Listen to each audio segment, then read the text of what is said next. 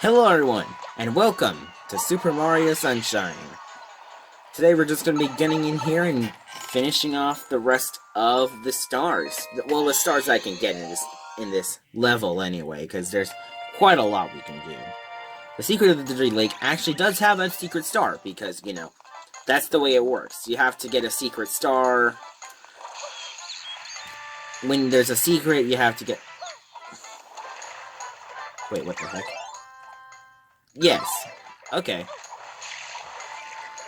I was thinking that the entirety of the lake would be polluted. But I'm guessing I'm wrong here. I had no idea. I mean, the secret of the Dirty Lake is supposed to be filled with dirt and stuff, but I guess not? Or it... Oh, that's the river. This is the lake. There we go, that makes more sense. You can tell that... Look, the pollution stops right there. There's a nice dividing line. But whatever. I guess it really doesn't matter. I mean, we're just gonna get in there and just do the entire lily pad section again. You could just, go the, second star route. The second star route is just going up on the, lighthouse, on the windmill, and then just heading over that way by performing a nice jump. But, that's hard, and, I might die. Oh, no. Get out of the water, get out of the water, get out of the water. Please get out of the water. Get out of the water. Just gotta make my way to that lily pad, because that's cool. Yeah, you don't want to fall in. That is some dangerous water. My gosh, that is scary right there. You can tell that pollution is very... You can tell that pollution is not good for the environment. Don't litter, kids, or your favorite lake will turn into a frickin' sewer. Or your lake will turn into a frickin' sewer. So, just remember that, and you shouldn't, you know, the pollution shouldn't be crazy. So don't get this turbo nozzle box before you get back in here, because that'll make your life hard. And we don't like to talk about hard stuff. We like to play our Mario games the way that Mario was intended to be played, with fun in mind. A little PSA for all you people out there who actually think that I'm poisoning the children's minds by infecting them with pollution bad. Oh my gosh, it's such a weird concept, you know? Don't dirty the environment, be nice to plants. Don't spray birds with water, because even if they're water birds, you know, the standard stuff that you expect to know in a Mario game. Frick. Well, quite honestly, if you fall off, you might as well die, because there just isn't enough time for the thing to come back down. So you might as well just die.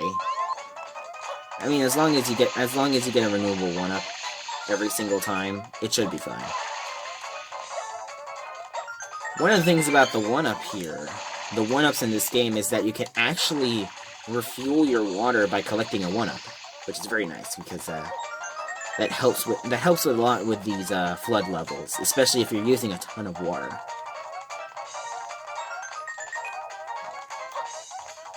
Now, I feel like this was when the life system was becoming a bit outdated, because these are easily the hardest sections in the game. Well, kind of.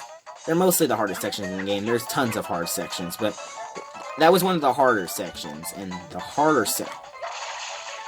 these hard sections had tons of lives.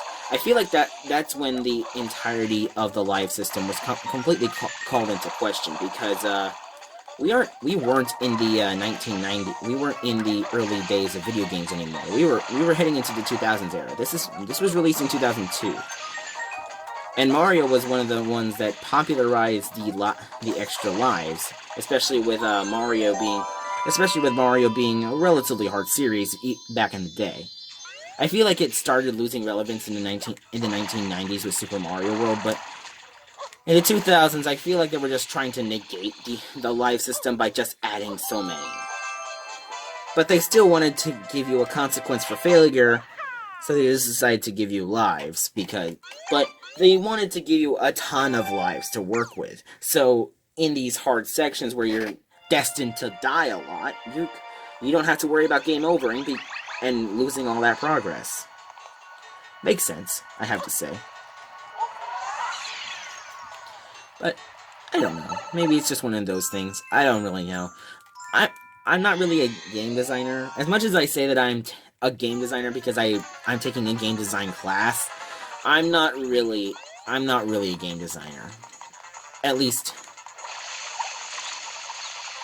I'm kind of just like an amateur game designer. Oh, he's dead.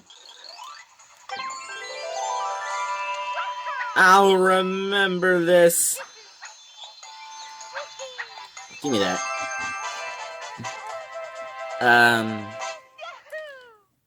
That was easy. I just sprayed him a bunch and then he fell down. Funny. I thought that guy was supposed to be a challenge. I don't know. Maybe I'm wrong.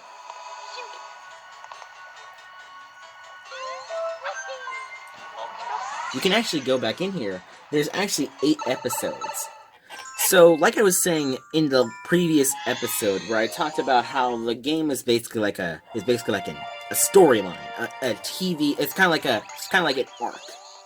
You establish a conflict in the first episode where it's basically there's a lot of pollution, and then you resolve the pollution, and then you realize that there could be a source of the pollution right there with Polluted Piranha right there with the entirety of whatever it was. And with that, you learn an important secret. And with that, things quiet down for a while. The secret episodes I want to see are filler arcs. Those are like filler. Like you know how like a Pokemon has like tons of filler, where it's just like, oh, the gang meet this new Pokemon, and now it's gonna cause a small problem. That's basically what it is. It's basically just a new way of tackling how to tackle these Mario games, because, well, Mario games were going through a very distinctive phase now. I mean, we haven't had a real mainline Mario game in, what was it, a couple of years now? Like the last mainline Mario game was Mario 64. And around this time, they were getting remakes. Mostly remakes on the GBA.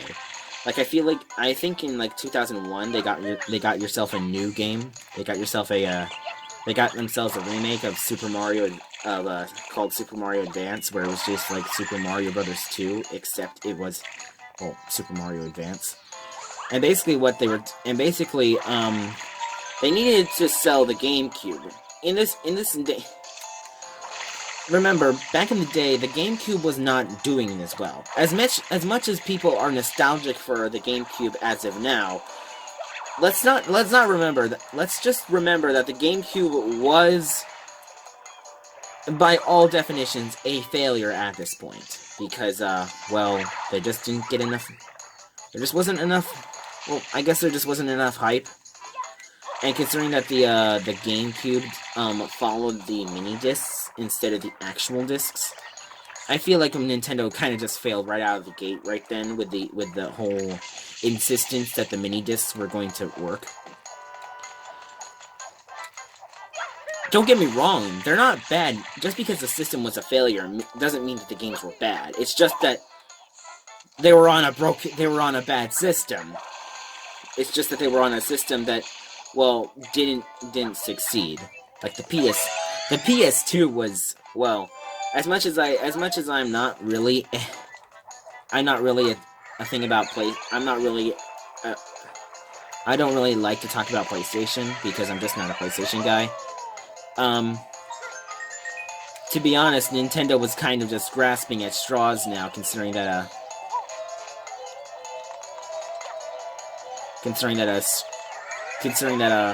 well, normally a system seller, you need a system seller But quite honestly, the PS2 didn't really have a system seller, quite honestly. They just had the fact that it was a DVD drive, and back in the day, DVDs were like the big thing. You needed a DVD drive, and that was not expensive. And back in the day, it was like 800. It was like what is it, like $400, $500 to get a normal CD drive, to get a disc drive. Nowadays, you can get one for like $20, an external disc drive. But back in the day, it was very, very what was it? Expensive to get yourself a disc drive. But the PS2, well, that thing was made. It was very, very consumer friendly, and because it was so cheap, those things were made to, well, not to last. They were made to sell copies. You weren't buying, most of the time, you weren't buying a PlayStation 2 just so you could. You weren't buying a PlayStation 2 so you could play games. You were mostly buying it. Well, that was one of the main reasons that it was an inexpensive disc drive, because CDs were the media of choice. If Nintendo actually decided to capitalize on that market and just actually do disc drives, if they actually did relatively cheap disc drives, they probably would have been able to go toe to toe with the PlayStation. But I mean, I would want to buy a Nintendo disc drive. Nintendo was people would buy it for the IPs, and then you would buy them for the IPs, yes, and then you would buy them for the games. Quite honestly, that could have been like the juggernaut, quite honestly. If the GameCube just did disc drives instead of focusing on mini discs, it probably could have survived the PS2 era. Because, well, Nintendo was a loved market. Ow, ow, ow.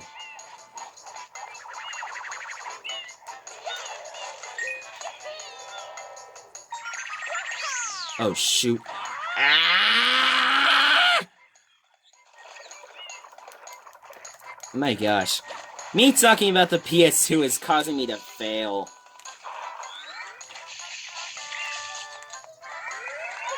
That's why I don't talk about the PS2. As much as I love video games and how much I'm just a Nintendo guy. I don't really care about anything else. My experience is shallow, and if it's not Nintendo, I don't care. Yes, you can judge me all you want, but I'm a Nintendo guy. If you came here for somebody else, well, the door's that way. If you wanted me to play another game that wasn't on Nintendo platform, I'm sorry, but the door is that way.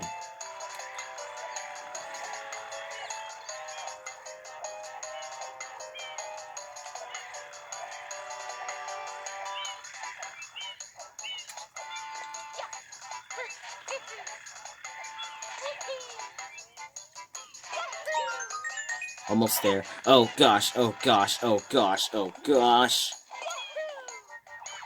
Oh, good news. I found the last one. Nice.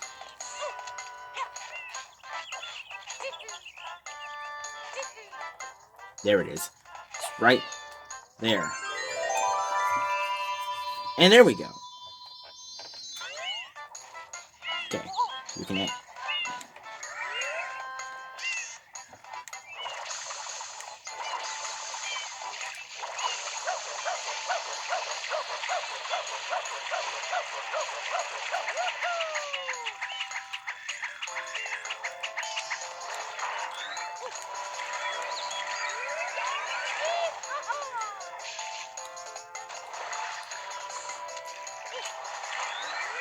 Come on.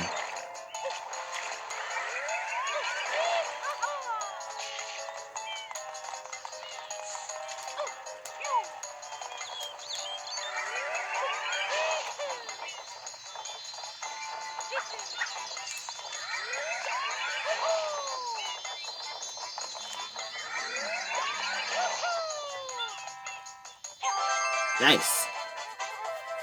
Nice one. That was a pretty easy star. I mean, it was time consuming considering that I had to use the rocket nozzle a lot, but I don't know. I guess I'm just kind of built for tedium. Tedium is fine. And look, I'm at a loss for words all the time now. What the heck is going on? The island is lighting up again. Oh my gosh, I am so over English right now. I am so over English. Too hard for you? Go on school. Yep. Spray him. The Polluted Piranha. At least we haven't played him.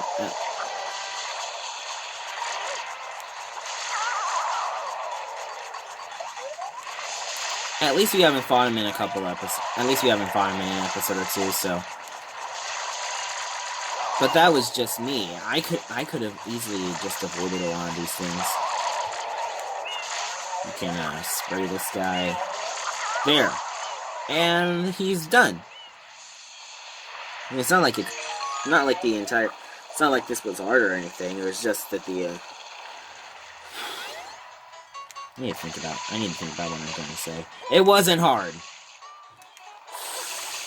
I am losing my mind over what to say, because I don't know what's going on.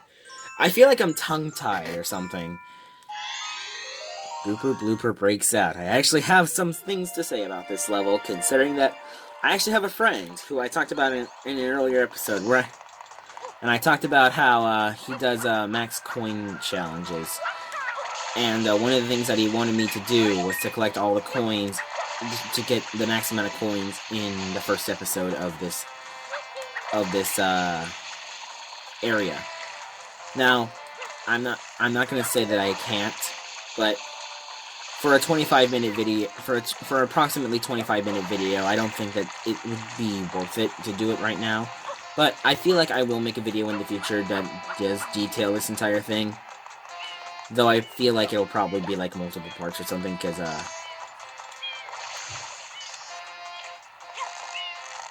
it will definitely be a bit longer than I would normally think, because it's kind of hard to perform it. Yeah. Spooky. So this is Gooper Blooper. What you want to do is you want to grab a hold of his tentacles. You want to spray him, and then you gotta grab a hold of his tentacles. You use the Y button, which is kind of hard, because sometimes it just doesn't feel like you're pulling on him. Ow, ow, ow, ow. So you grab it, grab, and pull. And then you gotta spray him.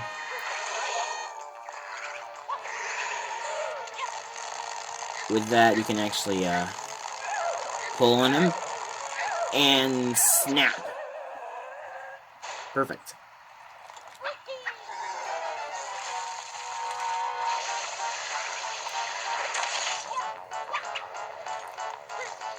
Oops. I mean, all you need to really attack are the two front tentacles, because the two back tentacles don't attack you when you're trying to pull on his nose. Or whatever you call it. Spout, snout, whatever it is. Yeah. I wonder how they achieve this motion of them just like spazzing, like in the entirety of the fight. He's the legs and the tentacles just spaz. It's a very, very grotesque looking thing. And boom, you can pull him back as far as you want, and then snap him back to its original position, and he disappears as soon as he hits the water.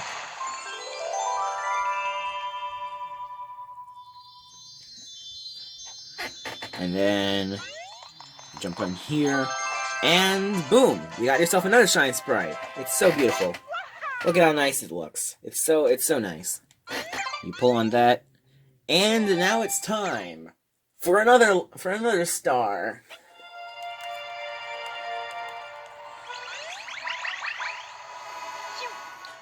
I think we have time for one more star, so we'll go into Rico Harbor again.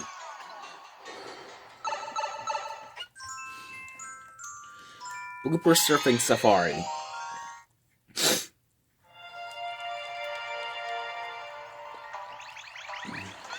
Okay.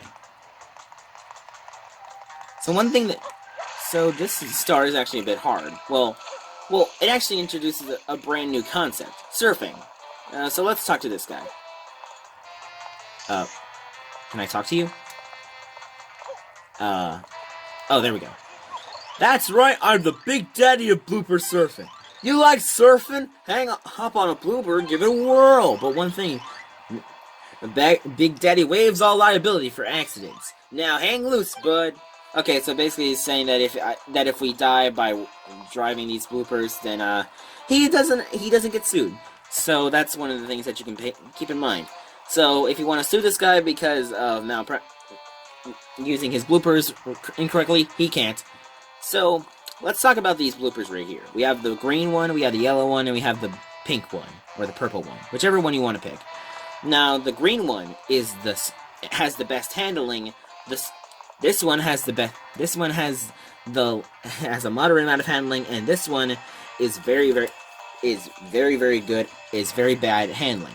Now you might be saying, well, what about the speed? This one is obviously the slowest, and this one's the fastest. Well, that's kind of true.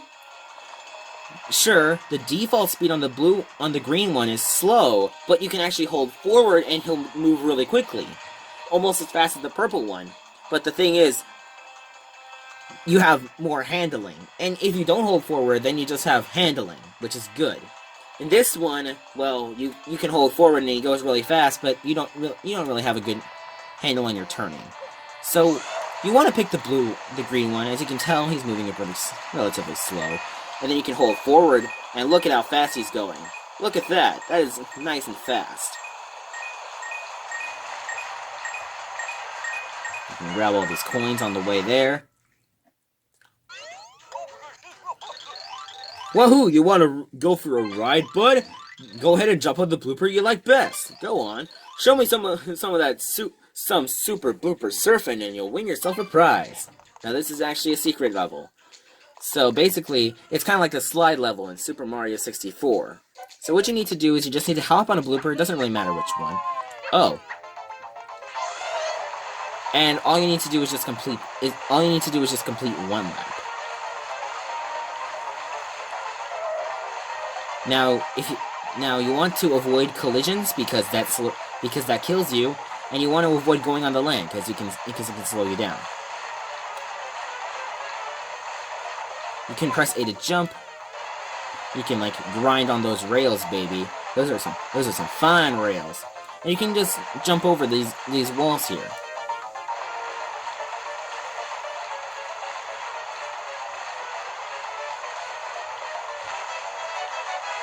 Now what you want to aim for the secret shine is get under 40 seconds. But the first time that you pass it, well, you have this.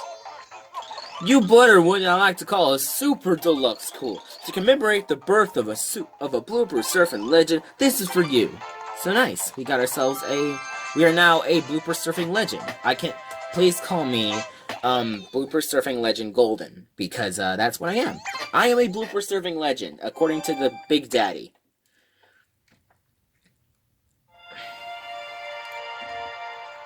But, I think the blooper surfing legend has got to go. So, see you tomorrow for more Super Mario Sunshine, and I'll see you all then.